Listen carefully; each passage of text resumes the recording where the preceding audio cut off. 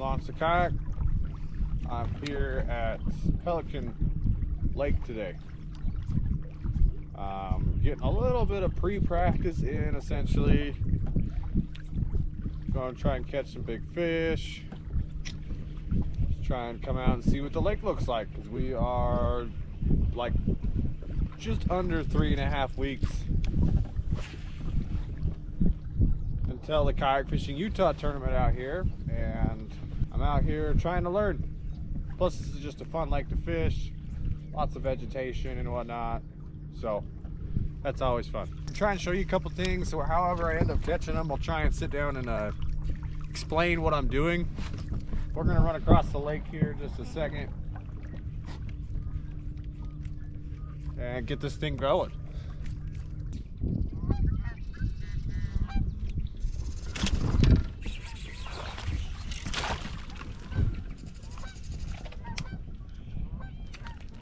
First little one in the morning.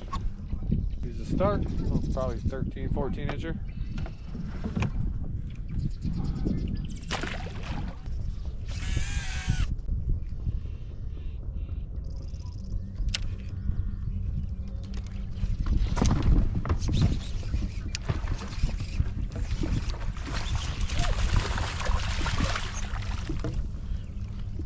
They will eat the frog. Yes. Just like so. Yeah. Not a big guy, but we'll take it.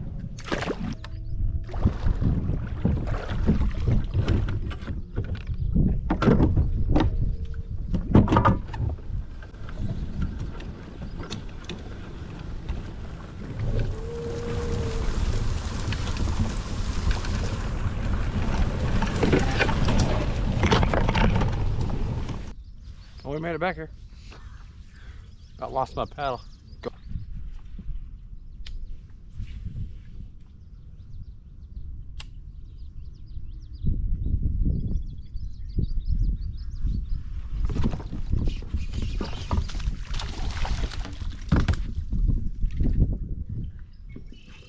Little guy.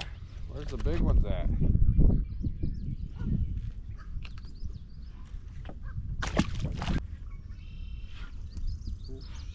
Another one. Oh, dang it. Okay, we're gonna upside that line. Probably just gonna go straight braid.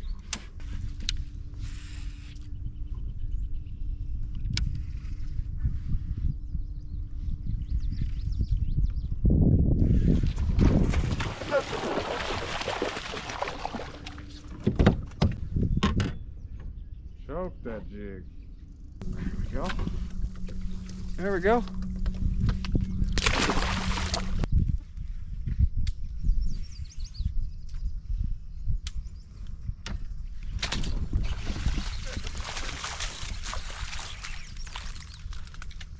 Well, thought it was better, but it's not a good one.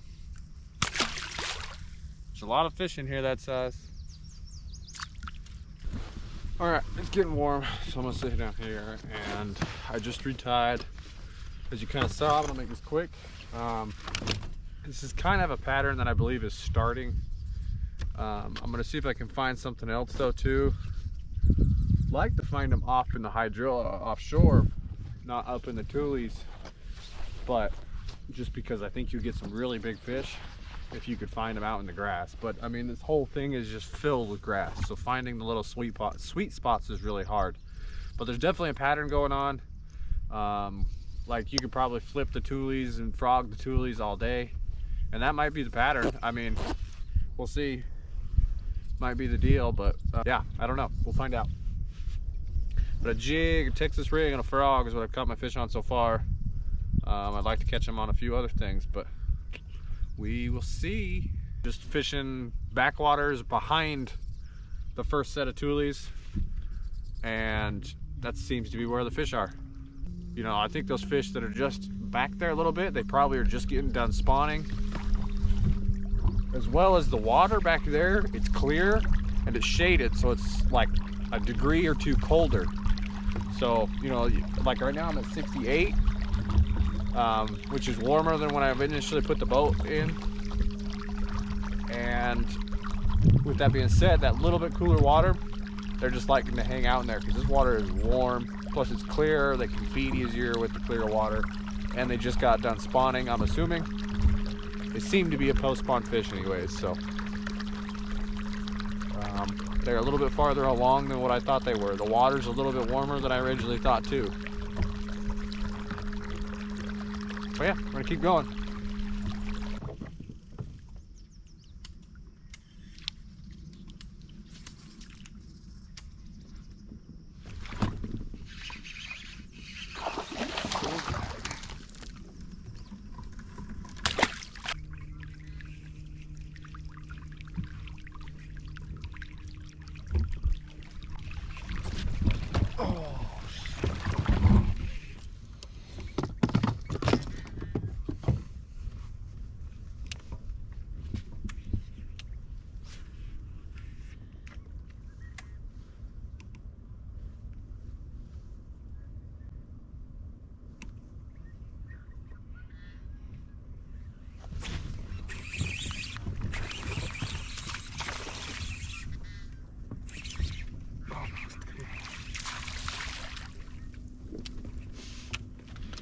Missed the frog, came back and got the Texas rig.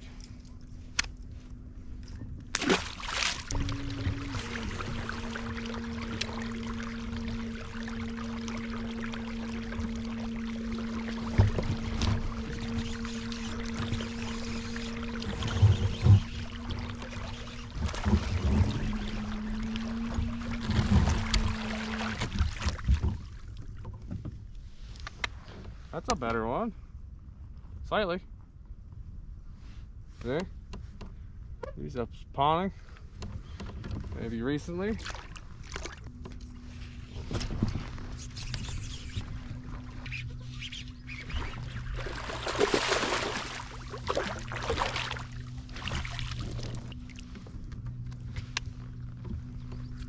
Should definitely post spawn. They're starting the same pattern that we found last year in July and August, which makes sense. That's what we're going into. They're just pulling as far into the cover as they can, and you're just catching ones that are in that cover, essentially, the shade, because it's getting hot.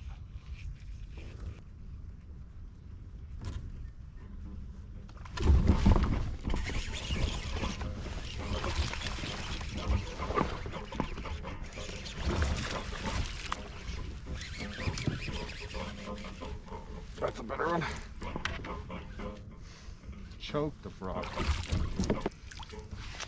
Well, let's measure him just because. I got my board right here. 15 and a half. Like a 2-pounder.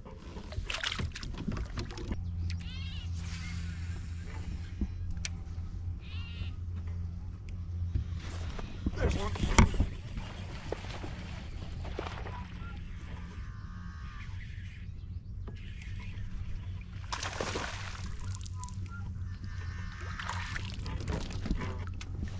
When you get around the right fish, they bite. Just about anything.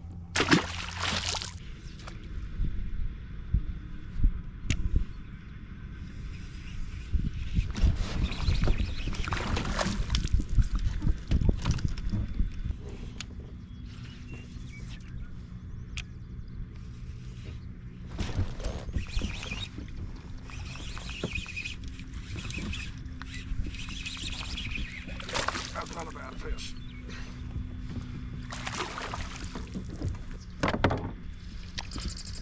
$15. So many 15.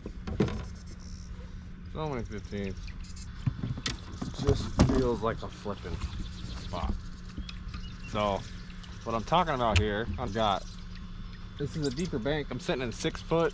The tulies are just right there, and they're pretty short distance before they get really thick. So that's why I'm flipping, because I can hit all these little pockets. As much as you could throw a frog, and I bet you catch one, I feel like you're more efficient fishing this bank or this patch of reeds, essentially flipping it, just because it's so specific pockets and it's a little bit deeper water. Not much, I mean, but that's the subtle difference anyways. You know, instead of 4 or 5 foot, it's 6 foot anyways. And it just came up. We're now on 4 foot. Like, we're gonna start frogging around this side because it starts to get flattened out. There's one. Now that one's cool. Oh, come here. That's the best fish of the day so far. It's a 16 and a half. There we go. We'll take it.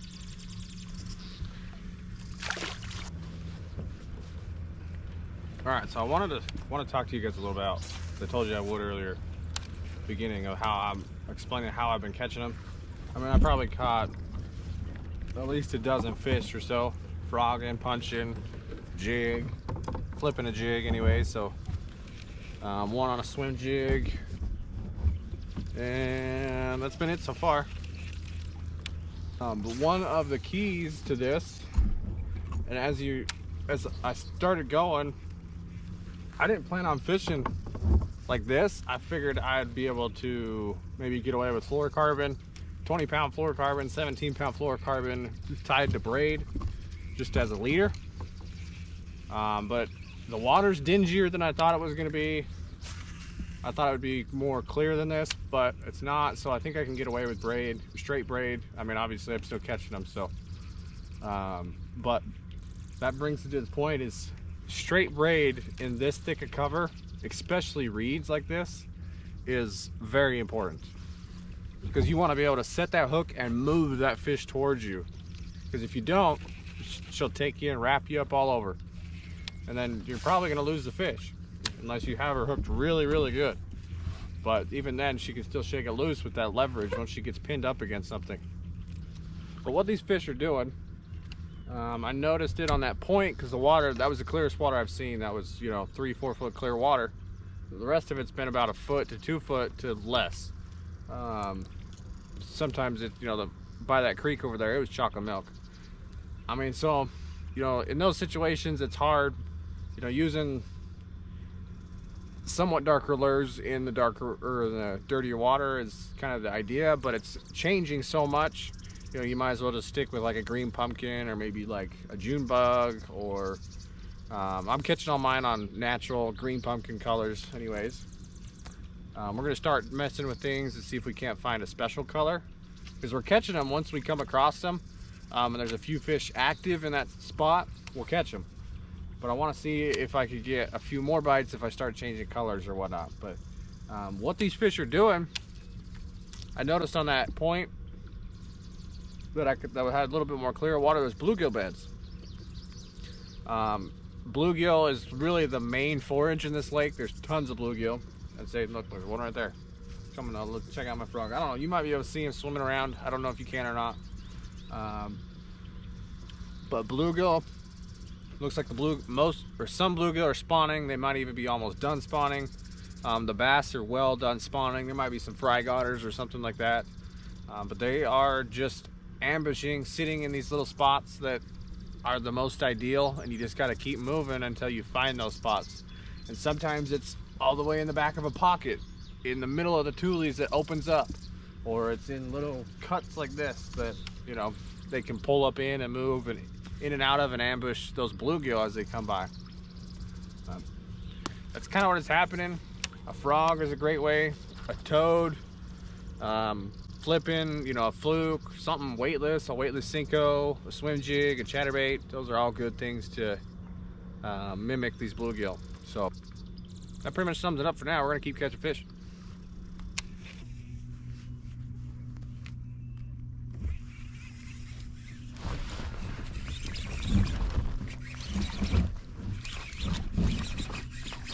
Big in.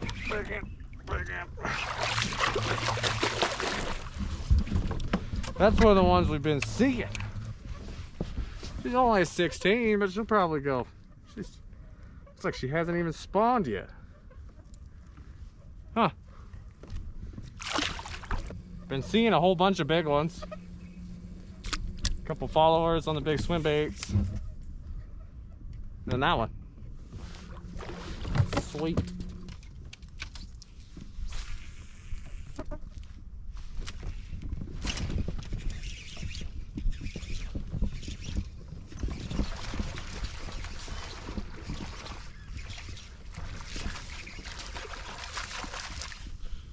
Oh, that's a good one.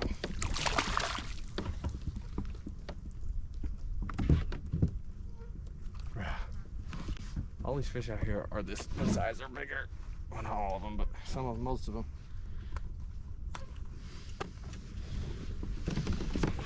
There's another 16 or so. Nice healthy fish.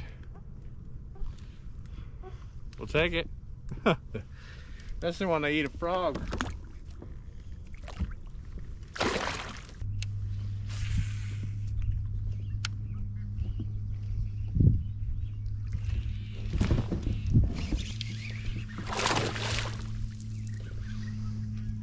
That's a good one.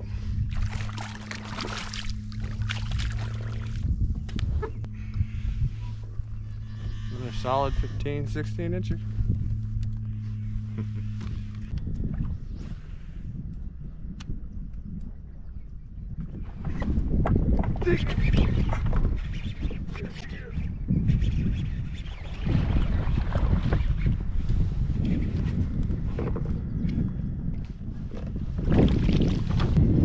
Another 16 or so. Nice and healthy. Yep. 16. All right, everybody. So that wraps up the day. Killer day. Always a good time catching them on a frog, and then flipping a heavy weight. You know, heavy line, heavy rods, heavy weights. You know, some good fish for Utah. Those are a lot of good fish. A lot of 15s, a lot of 16s. Didn't really get much over that, I think, like 16.5 mark.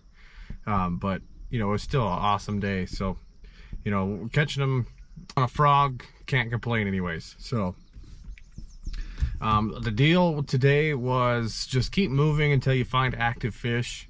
That was the big deal. For me, at least anyways, I just had to keep moving until I came across the right, or a group of fish that was willing to bite anyways, or one fish here, one fish there type of deal.